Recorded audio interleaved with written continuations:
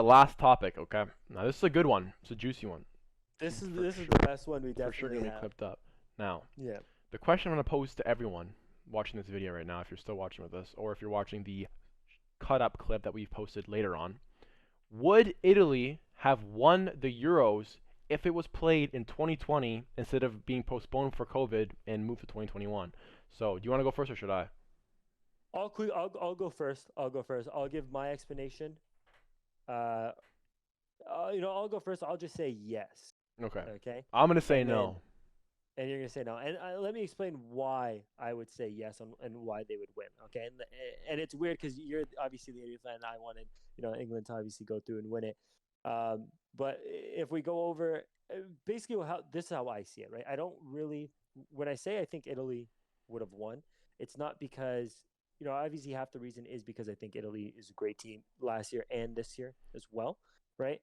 But I actually just look at the competition that they had compared to last year to this year, right? Like just getting things out of the way, like we said, Belgium, not their time. I know it was a close game, right? But I think last year they would have, in my opinion, they would have played worse. I thought Lukaku was in for this year. This was the year where he made a difference in the Very good league. this year as well. This is Mm, the difference where internationally, I think this is the best tournament he's had, mm. right? It just looked absolutely unreal. But like we talked about their center backs already, they should not be there. Okay, Alderweireld too old. Thomas Vermaelen, like I don't, I like I said, I don't even know where he plays anymore, right? And you're getting this guy to support your country. And I know that doesn't make the most sense, but if you watch football, you really understand. Like there's the top 5 leagues for a reason, and a lot of the players come from there, Mm-hmm. right? Especially for these teams. And again, if you're taking Vertonghen, again, these guys are chalked. They're washed. They should not be playing. Like I said, I know it was a close game between this Italy team, but I thought Belgium were better this year than they would have been last year, especially per players. The only exception is like they're obviously Kevin De Bruyne, who's fantastic last year. Didn't play. He played great this year, but didn't play as good as he did last year. I mean, he was basically player of the year and in UEFA's team of the year, right? So just that alone just shows you. And I'm not going to go through every single team, but I'll just go over like I said, the competition, some of the star players, right? Again, if we move on to the next one, Portugal, like we talked about before, I think Jota, maybe he would have been played. Maybe he would have been better last year if they played because he wasn't in form. He played half the amount of time, right? He only played like 1,100 minutes throughout the whole season compared to last time we played about 2,000.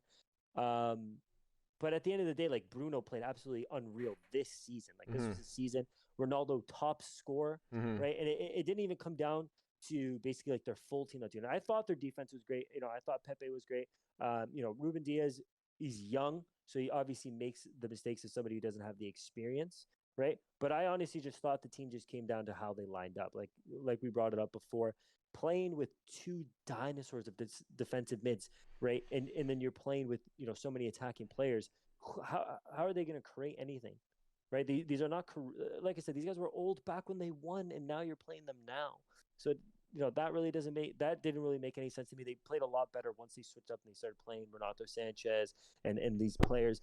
But I think the reason why they lost had nothing to do with kind of what year it was, right? I feel like it came down to basically how they lined up there, Yeah. right?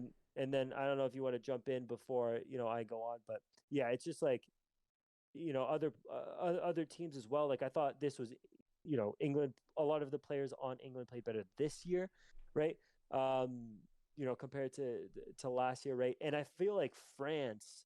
Okay, I feel like if we want to talk about them really quickly, I feel like France played a lot of their French players, right? Pogba injured last year, so he played half the time. He had like 3 injuries in 2019 to the 2020 season, where he was out for like one of the injuries out for like 160 or 186 days, Mm. right? And so I don't really expect him to jump into this team and played like he did right This this year. year. Yeah. All right, if we're looking at some of the star players, right? Mbappe. Last year or this year, he had 31 games with 27 goals in League One alone. Okay, just in League One, and 7 assists. Okay, he played 2,300 minutes compared to last year. We only played about 1,500. Right, so like this was the year where he looked absolutely ridiculous. Again, and the Champions League 10 games, he had 11 goal contributions in 10 games. Right in the Champions League, that's unreal, Mm-hmm. right? So you're thinking that this has to be the year, Mm-hmm. right? That he's going to really do something in this tournament. And I don't think they would have had Benzema last year as well, who's again a top player. Conte, who just came off a Champions League winning team, right, is also on this team as well. Again, Varane, who's coming in to this team again, whether which year it is, he's always going to be good. But again, that's France and as well, right? Like you're expecting them, whether what year it is, you're expecting them to be good, Mm-hmm. right? So I'm not really seeing it as Italy wouldn't have been good enough last year. I just feel like the competition is just last year wouldn't have been as good as it was this year. Like this year, if there's anything, it could have been whoever won, Yeah, right? I agree. Lukaku played out of his mind. Kevin De Bruyne played, didn't play as good this year. Does he really show up for his country though? Again, I hate to say it. Again, I'm shameless myself, but for me personally, I don't see him basically coming in for most of his country there. But again, Paul Pogba played unreal. Basically the way, like I said, the way I see it, I do not see the competition being better last year than it was this year. So seeing Italy still win it with kind of the team that they had now, because the players on Italy are going to be the same no matter what year it is. Like we said, they will die for their country, Everyone, on the field, no matter what. right? Chiellini and Bonucci are getting older, right, throughout the years, right? So at the end of the day, the way I see it, if you get Italy and you play them a year before, the competition is just generally going to be worse, right? So I see them winning, last year as well as I see them this year. Right. Yeah, no, you're right. And I think that's a good point too. Like, obviously the COVID thing benefited younger teams, obviously, because it gives all these players another year under their belt, and then it hinders older teams because, like I said, no one's getting any younger. So these players like Vermaelen and Vertonghen and all their Valle, they're just getting older. But so the thing is with me, I think that Italy wouldn't have won last year. I think that we needed that extra year to win. Now, give you a few reasons, and I'll give you a couple of reasons why your take is actually valid as well. Because the team on paper would have actually been better last year, but I don't know if we would have won it still. But so 2018, we don't qualify for the World Cup, okay? Then we have Ventura as the manager. He gets sacked, obviously. I'm surprised he didn't get hung by his feet in the streets of Rome. He should have, but so we wait until that was in. We don't promote violence. We don't promote violence, again, but there's some consequences to your actions. I'm just saying. That's surprising to me, especially in Italy. But nonetheless, so that was in December of 2017. So we now go fast forward to May of 2018, I believe, or June. Mancini gets announced. He leaves Zenit, and he comes to Italy to take over. So now he's got 2018 up until 2020 to get the team ready. And I think that the team was too young, and Mancini didn't have enough time. Because remember, even though it was 2 years, you're only playing together 2 games every 3 months. You know what I mean? There's an international break. You play a couple games for qualifiers. You leave. You know what I mean? So the managers don't have a lot of time with these teams. So it's hard for them to that's why international football is a lot lower quality than club football, because the teams don't have a lot of time together. So it's hard to implement your ideas. That's why it's very interesting to see teams like Spain, how they play with such a identity, and so does Italy as well. Even England do it the same way, where other teams it's like philosophy, though, yeah, like the actual country. I agree, and the Dutch are the same way with that too. But it's hard to implement that like your play style into the players, especially in a short period of time. So I feel like he needed more time with these players in order to really instill the way he wants to play three like flat, the wingers, the overloads, like all this stuff that he wants like the players to do. I think that last year Chiesa was on Fiorentina still. He wasn't ready. I think that Locatelli, who scored 2 goals against Swiss when we won 3-0, wasn't ready. He wouldn't have been called up last year, by the way. I think that Di Lorenzo, right back, who filled in for Florenzi, wasn't ready. Donnarumma was 20, wasn't ready, in my opinion. Pessina, who scored twice, scored against Wales when we won, and scored the winning goal against Austria, wasn't ready, wouldn't have been called up. He was only like 22 at the time. And Verratti was injured last summer as well, so he wouldn't have been at the tournament. Now, we go into this Euro, and we're actually missing 3 key players. We're missing Stefano Sensi, who is legitimately starts or would have been coming off the bench every time for us. He got replaced by Pessina, who scored 2 goals, like I said, and he actually was very, very impactful for the team. We're missing Lorenzo Pellegrini, And then we're also missing Nicolo Zaniolo, who Nicolo Zaniolo would have started over Chiesa on the right wing had it been 2020 and he wasn't injured with his ACL tear. So I think the team with Zaniolo, especially, like I don't know if you've ever seen him play because he's on Roma and he's young. I think he's 98. I think he's 22 or 23, but he's very good. Like he's really, like I'm telling you, he's going to be so good, especially when he returns from injury. He would have been a lock on our team for 100% starting on the right wing. So having him gone was a huge miss. But like I said, luckily for us, Berardi stepped up, Chiesa stepped up, Di Lorenzo stepped up, Donnarumma stepped up, Pessina stepped up, Verratti was great. Everyone that played was great. And I think that this team, it was a very diverse group, kind of like how England was too, of players from different clubs. Juve players, you have Inter players, Napoli players, all these different like clubs. You know what I mean? That you normally hate each other, all come together.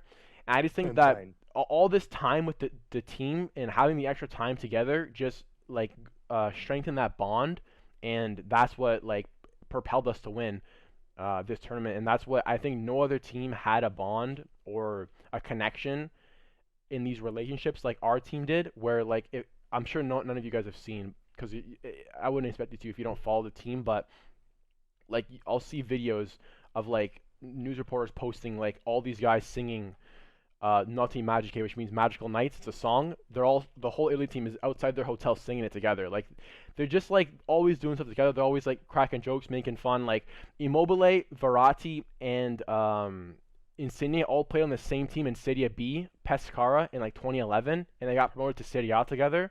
Like they've been friends for all these years. You know what I mean? Like all these guys, like they know each other for so long, and like I think that just this extra time with the group and everyone getting to know each other and everyone just coming together and really forming this bond, I think that's what helps us win this year.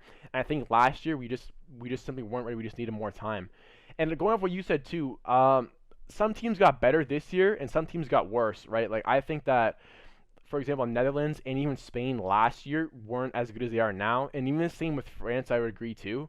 I think Belgium would have been better last year too. England, same thing. So like, it goes either way, really. But just in my opinion, like I think either one's good because it's a knockout tournament. Like I said, at the end of the day, so anyone can really win. But I think we weren't ready. You say we were. Either way, I think is valid anyways. No, for sure. And that's the thing, right? Like I was saying before, the way I see it, if you want to come down and saying, somebody's ready or somebody isn't, when you get called up, and most of these players, right, this is the way they say it, when you get called up for your country, right, again, you're basically going to be ready no matter what, right? And that's how it is for for players in their country, right? So I mean, like if you watch, like even for the people who play for Turkey, right, they getting the call up means absolutely everything for them, right? So like being ready, I think, is not as big as the problem as the actual competition that you're playing. Because at the end of the day, like, a lot of, if we look at like the best players in the world, being, let's say they're quote unquote not ready for a game, they're just at that level so much that whether they're ready or not, they're still going to perform.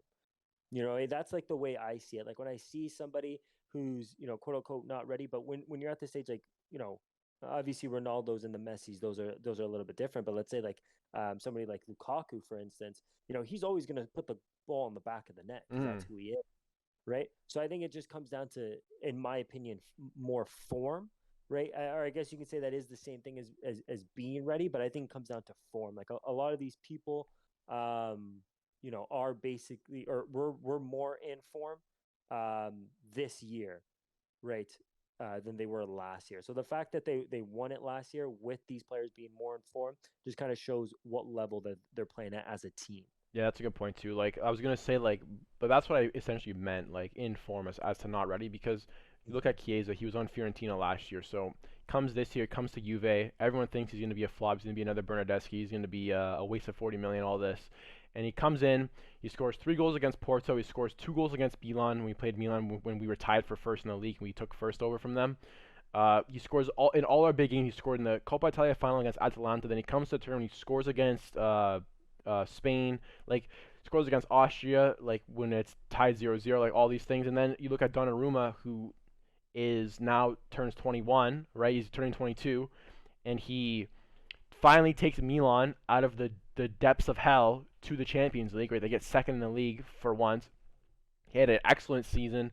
Same thing, a guy like Matteo Pessina, like he was nobody last year. This year, all of a sudden, he comes out of the blue. He's in form, like you said. He's having a good year. Gets called up, scores twice. You know what I mean? So yeah, no, I agree. I think that in form and ready for me is like the same thing, I guess. I think that just Chiesa and Donnarumma just weren't. Yeah, they just weren't like they're just too young. And they didn't have that experience yet where they were ready to win. And I think that this year, the team was finally ready to win, where all these players were at that point where they said like, okay, like now we can win. Like we have everything we need to win. And we come to this tournament like to win, and they did. So No, and for sure, yeah, and I definitely see that. Obviously, that extra year does make you better. that helps, yeah. At the end of the day, I feel like sometimes the extra year definitely crippled some of these teams as well. I Belgium. think they would have been better last year. Yeah. Yeah, but at the end of the day, it comes down to like I said, right? I see form in being ready are different because you can always be in form again, like no, sorry, like Bruno Fernandez, right? You can be in form, but just not ready, Yep, right? that's true. To do it, right? So that's the way I see it.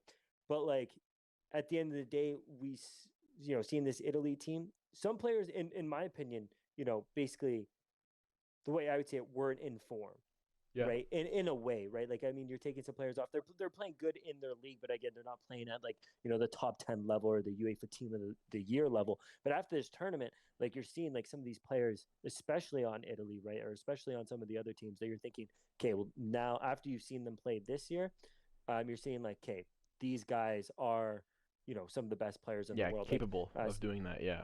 You know what I mean? Like Spinazzola again. He wasn't on anybody who doesn't No watch one, yeah, Serie no. A's. You I know what I only mean? Like knew I him didn't even because, know who he yeah, was. I only knew him because he was on Juve, and I remember when we played against Atletico when Ronaldo scored the hat trick to bring us back from the dead, that he had the best game out of everyone on the field, but it got overshadowed because Ronaldo scored a hat trick. But the whole season when he was at Juve, he was only there for 1 year because we had him for like years prior, but he was always loaned out. He finally played one season with us, and he was so good. But the problem with him is happened again. He always gets injured. He's very injury prone, Yeah. and we gave him away to Roma, and he's been really good there this year too. But again, yeah, like he's just a guy like guys like that where they don't get that opportunity where they're not on the big stage because they're not playing for clubs like Roma, for example, who's not in the Champions League every year. You know what I mean? And then Yeah. you finally get to see him in a big tournament, and you see, wow, these guys are actually really good. The Berardi's actually good. Spinazzola is Yeah. actually good. You never knew Barella. You never knew he was actually that good. He's really good though. So yeah. Exactly. No, and again, yeah, that's just the way I see it. I feel like again, form and being ready are two different things. These players, whether you want to see them as in form or not, I just think that they're ready now, and I feel like some of these players would have been ready last year. And the only thing is, again, the competition they would have had last year would, in my opinion, would have been a lot worse.